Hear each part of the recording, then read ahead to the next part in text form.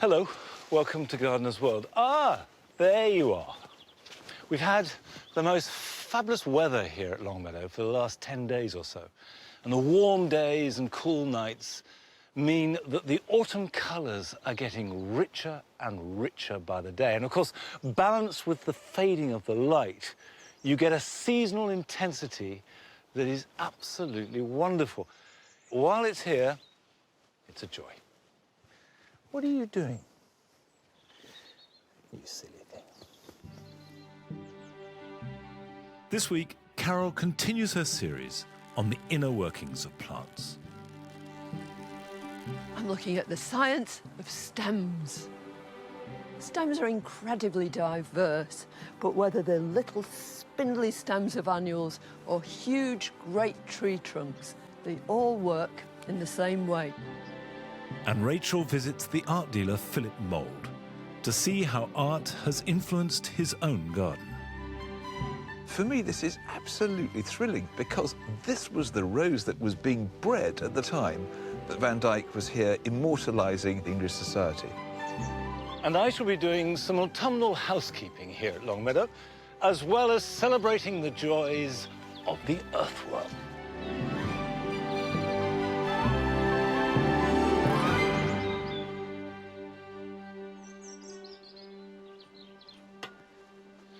But first, I'm going to plant out some wallflowers. These wallflowers here were sown in the middle of May. First of all into seed trays, then pricked out, and then when they were big enough to handle, they were taken from plugs and lined out on a spare piece of ground. And they've been left to grow nice, strong, bushy plants all summer long. And October is the perfect time to plant them. Now, these have made pretty good bushy plants, so I'm pleased with them. But obviously, if you didn't sow any in spring, it's too late to sow them now, but you can buy them from garden centres, you can buy them online, and they're not expensive. You buy them in bundles, and they're very good value. So this is something that anybody can do. Of course, as well as being a bit cheaper to grow them your own, there is a lot of satisfaction in raising your own plants. And as long as you've got a spare bit of ground, you've got a corner of an allotment or a bit of a vegetable garden normally, then you can just line them out and grow them on. But that is necessary because they need to get nice, strong plants. And I've got a variety here called Cloth of Gold. Now, I'm just going to dig these up, a bucket load at a time. When you buy them, the plants should look healthy. You don't want them too yellow, you don't want them too limp. Nice, healthy, strong, bushy plants. I love two things about wallflowers. On the one hand, they add a real splash of colour in April. And the other thing about them is they do have the most wonderful honey scent. They're something I would not be without. Right. I'll go and plant these. Come on, Nige. Come on.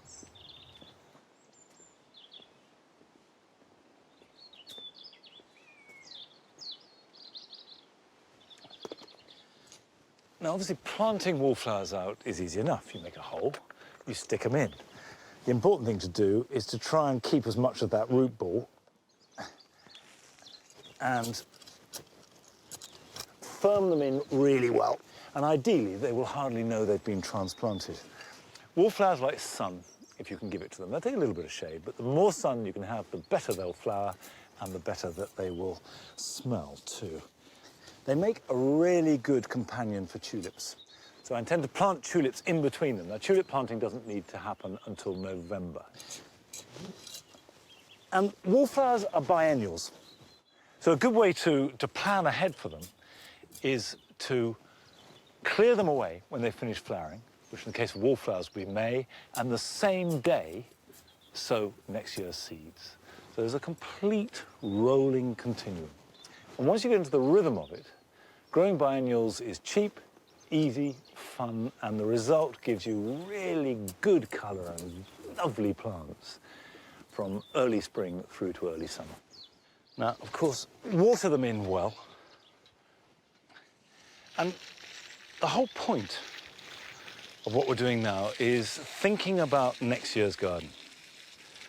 Planning, And biennials take you forward into a new season. Come on.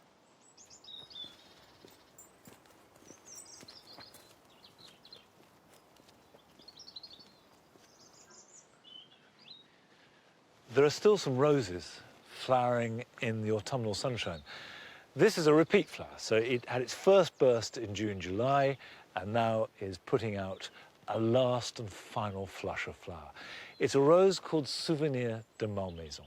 And I planted it to remind me of time I spent in France visiting Malmaison, which was the home of Napoleon and his then wife, the Empress Josephine. And she was one of the first people to make a serious attempt to collect all the roses in the world. She loved roses.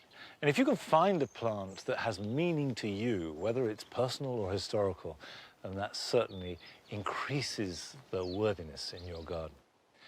And Rachel has been to visit the art dealer, Philip Mould, whose own passion for gardening has been inspired by his knowledge of paintings.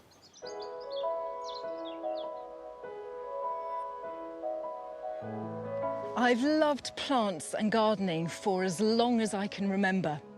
But before I thought about making horticulture my career, I had another passion, and that was for art history. And today I'm visiting the garden of a long-term hero of mine, and I'm intrigued to see how he combines his own love of art and of plants of all types in his garden. Art dealer and super sleuth Philip Mould started out as an expert art advisor to the House of Commons some 25 years ago and continues today to uncover rare treasures through his own gallery in London and via our TV screens. It is such a beautiful house. For me, it just sort of sets the scene for the garden. All of this comes together, you know, the fields, the garden.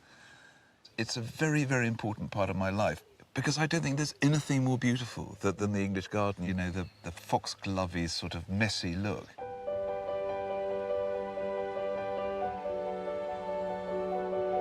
Well, I could smell them before I could see them. Well, I mean, these roses play a very important part in the story because I've been trying to, as far as possible, get roses that would have been around when my favourite artist, Sir Anthony van Dyck, was painting in the 1620s and 30s.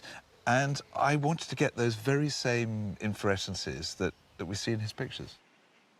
Van Dyck was a very subtle symbolist. If he was going to show the man in man, you know, it would be his expression, his posture, his deportment. But every now and then he would add a sword, and that was, you know, the symbol of manhood. But if he was painting you, he would give you a rose, or lots of roses. And the rose was the most glorious symbol in the eyes of 17th century society for womanhood. But it was also an allegory of love.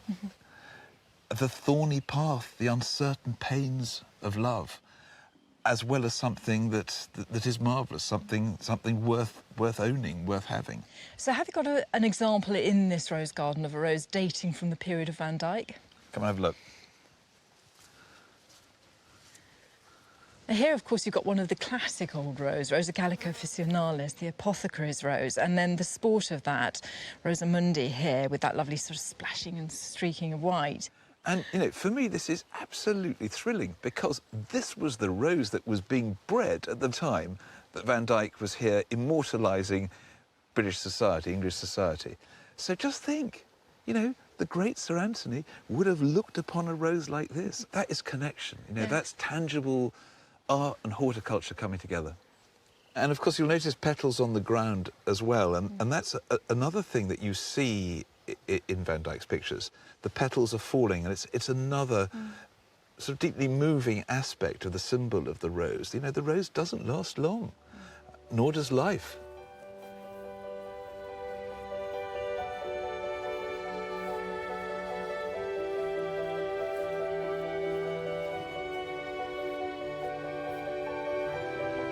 Well, this has got such a different feel from the relative formality of the rose garden, and suddenly you've got this medley of different colours and textures and shapes.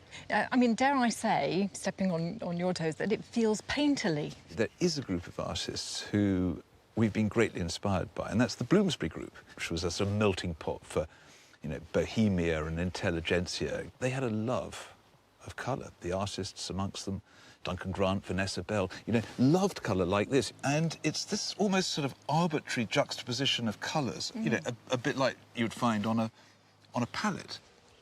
I like the way that, as you said, you've sort of got big clumps of things like the Achillea, but then you've got this odd penstemon just popping up through there, and a delphinium and a verbascum. So there is a lot in here, but it just works.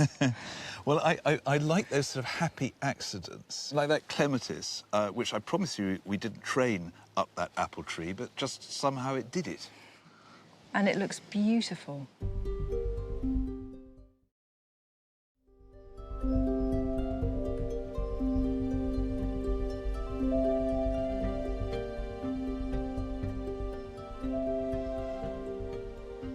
I think there's one artist who links art with garden better than anyone else, and that's Cedric Morris. He understood about breeding plants, in particular irises.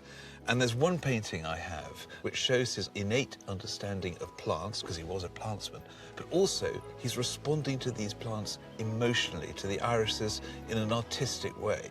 And to me, it's the fusion of all of those disciplines. I think you've absolutely achieved what you set out to do, which was create that sort of ebullient cottage garden feel. It's really very special.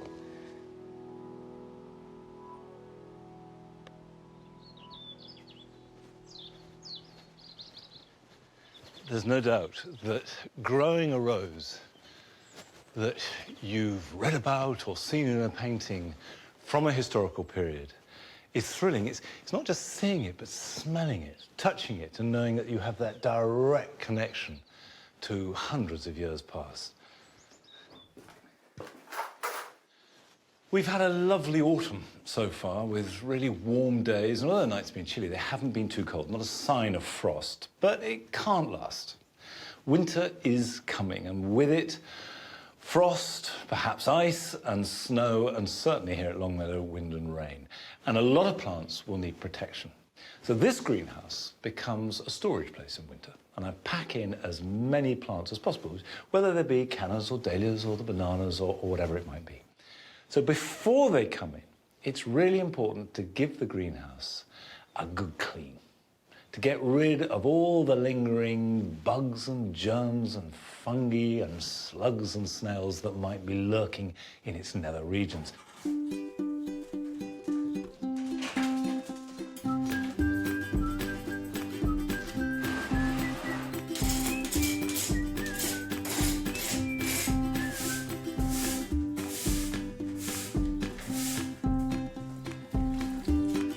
I find a really good stiff brush, but by brushing, the bristles get in all the bits that you can't otherwise reach. And I use a very dilute washing up solution.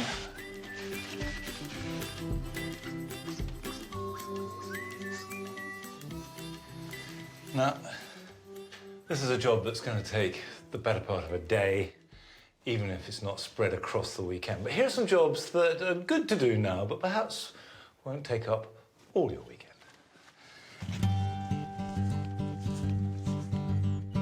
If you plant a hippeastrum bulb now, and we more normally call it Amaryllis, it should be flowering around Christmas time. Before you do, it's a good idea to soak the roots in a jam jar of tepid water overnight. Use a terracotta pot that isn't too big, just an inch of space around the bulb is plenty, but make sure it's deep enough for the roots to grow. And use a very gritty, free-draining compost. Leave 2/3 of the bulb above the soil, so there's no risk of rotting. Water it in well, then place it in a warm, light position.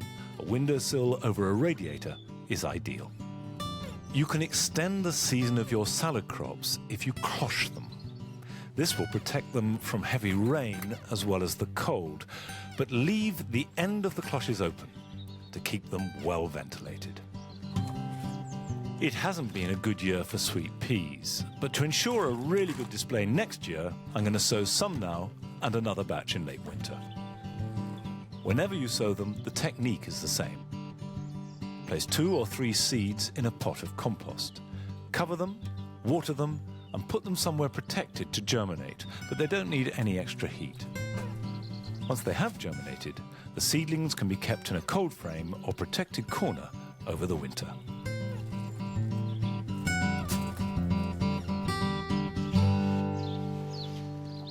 You can see that it makes a huge difference to clean the glass in terms of the amount of light coming through. It transforms it. By the way, talking about transformation, you know I put some mushrooms in here, some oyster mushrooms.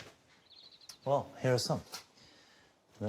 These are ready for harvest, and I can just break these off like that. And those fried up in a bit of butter or a nice bit of toast will be delicious. And they should keep producing more mushrooms for quite a few weeks to come, but they can safely stay in that part of the greenhouse. Now, with the greenhouse clear and clean, a huge amount of light comes in here, and that's great. However, we're coming up to winter, and if winter is really cold, I think we need a bit of protection. I've got some bubble wrap here, which is pretty good at keeping the heat in. Now, obviously, there are pros and cons about putting a layer on the glass, because there's no doubt about it, it will reduce the light. But by cleaning the windows, you've upped the light levels. So by knocking them back down again, at least we're no worse than we were before. And the advantage of insulating it is that if we're keeping tender plants in there, that dramatically reduces the amount of energy we need to keep it heated. Now, the first thing to do is measure the lengths.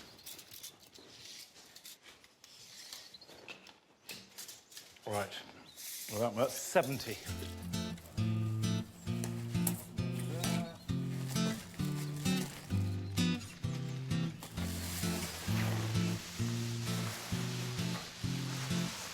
And that will fit in a panel. And when you're bubble wrapping a greenhouse, basically you're building up panels for each section. And of course you need to do it all, because insulation is only as good as its weakest point. Starting with the sides, fix the bubble wrap to the frame. I'm using clear all-weather tape, but you could also use small nails or a staple gun in a wooden greenhouse. It's best to choose polythene with as large bubbles as possible, as it has better insulating properties and lets in more light. And you can buy this by the metre from garden centres.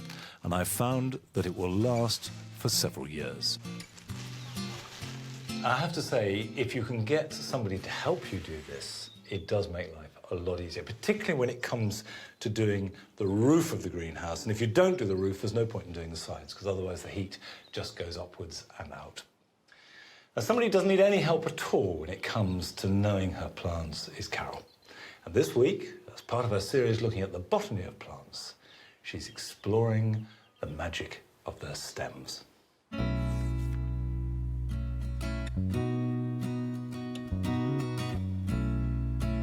For centuries, we've been seeking to unravel the mysteries of plants, to unlock their secrets and enable us to have a better understanding of how they grow. As gardeners, we play a small but important role in maintaining the diversity of plant life on our planet. Yeah, we grow plants because they're beautiful and for our enjoyment. But if we learn more about their botany, it can help us all become much better gardeners. Over the last 2 weeks, we've looked at how seeds germinate and how the roots form to anchor plants, as well as giving them food and water. This week, I'm looking at the science of stems. Stems are like scaffolding that support a plant's leaves and flowers. Some develop tendrils to clamber up to the light, and inside they have tubes as thin as a hair that transport food and water between the roots and the leaves. Stems are just as fascinating as any other part of a plant's anatomy, and they're just as varied too. you can get everything from these flimsy little stems of annuals. This one's bittercress, and all it has to do, that stem, is to support tiny little flowers, let them go to seed, distribute themselves all over the place, and then it's done, it's finished. On the other hand, the stems of herbaceous perennials, although they only last for a year, or only about 9 months of that year, have a much more important job to do. They've got to be strong because they might have to support huge heads of flower, like in the case of this Campanula lactiflora, and afterwards its seed too. They have to be much more substantial, but not nearly as strong as the woody stems of every tree and shrub. And in their case, that structure of stems is permanent. And if you're wondering why on earth I've got a potato in front of me, it's not because I'm hungry. It's because it too is a stem. It's a tuber, which is a swollen part of a stem that stores food. Stems are incredibly diverse, but whether they're little spindly stems of annuals or huge great tree trunks, they all work in the same way. But stems don't just support the plant. Inside, they have an extraordinary structure to transport food and water. And to see that, I'm at Cambridge University Botanic Garden.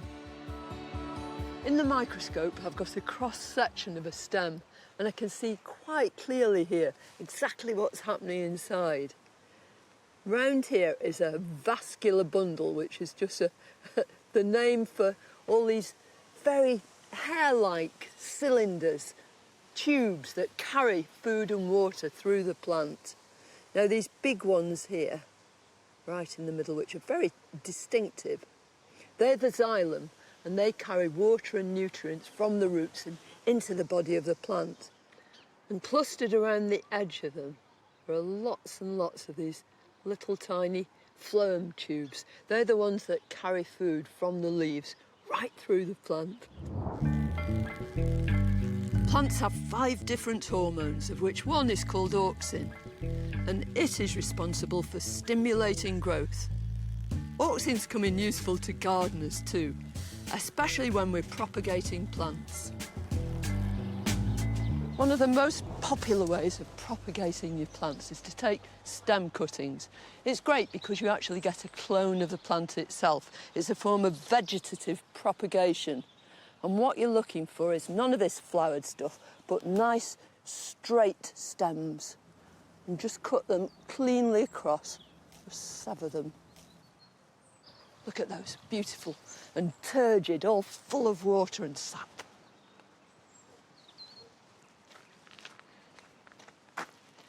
And I'm going to trim these cuttings now.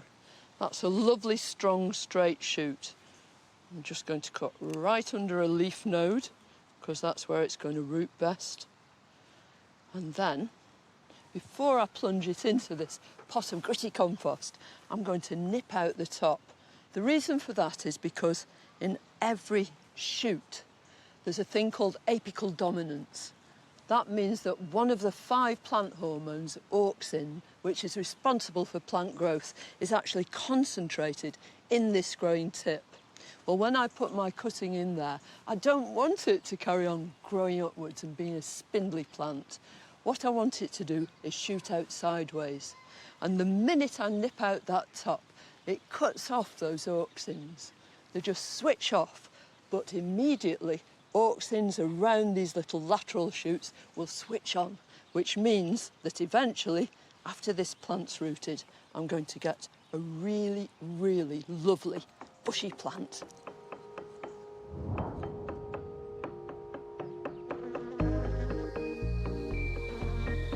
Stems are like motorways transporting food and water to every part of the plant, whereas leaves are like solar panels harnessing the sun's energy. We'll be looking at them in more detail next week. Here, look, this way. Nige, here.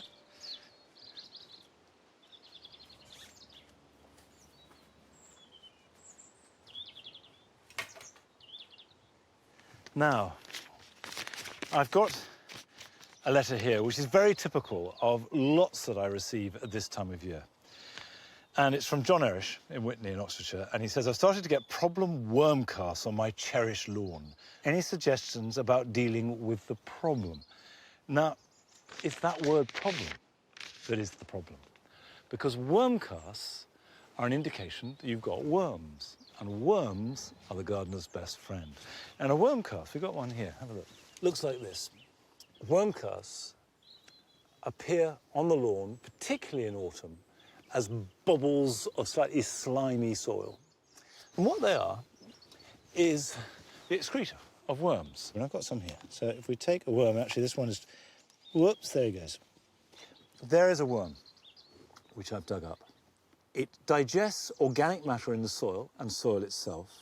It passes through this very simple body, which is essentially a tube, taking the nutrients from it, and it comes out the other end. And what comes out is more alkaline than what went in, and up to 50% more nitrogen, potassium, and phosphates. So it enriches the soil. So in fact, it's a composting machine. The reason why you see more worm casts in the autumn is because it's wetter. And worms dry out if they're exposed. They hate the dry. So in autumn, when it's damper, they come nearer the surface, and therefore their casts are much more likely to be found on the surface. The best thing you can possibly do with them is brush them. It's as simple as that. So if you have a brush and just spread them around, spread the worm casts, and all you're doing is putting compost back onto the soil. And remember, this is more rich in every way than the soil itself. So you are improving the soil and spreading it in. The other thing that worms do is aerate the soil. And aeration is the best thing that can happen to a lawn. And by autumn, you've been walking on it, you've been mowing it, it's got compacted. So worms are doing the job for you, but you can help them and you can help yourself by simply opening the soil out a little bit. And the easiest way to do that is just with a fork, go in the ground, loosen it up. And if you do this before you brush the worm casts, you'll brush the worm casts into the holes. And the final thing you can do, which has nothing to do with worms, but is perfectly good lawn care in autumn, is to scratch out all the thatch or dead material. So get a wire rake and just rake it over like that, and you can see straight away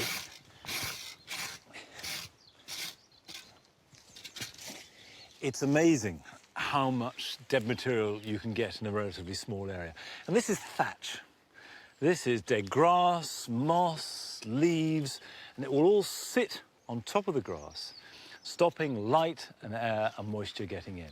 So brush off the worm casts, aerate it, rake it, and celebrate the worms. Well, that's it for today from Longmeadow. I'll see you back here next time. Till then, bye-bye.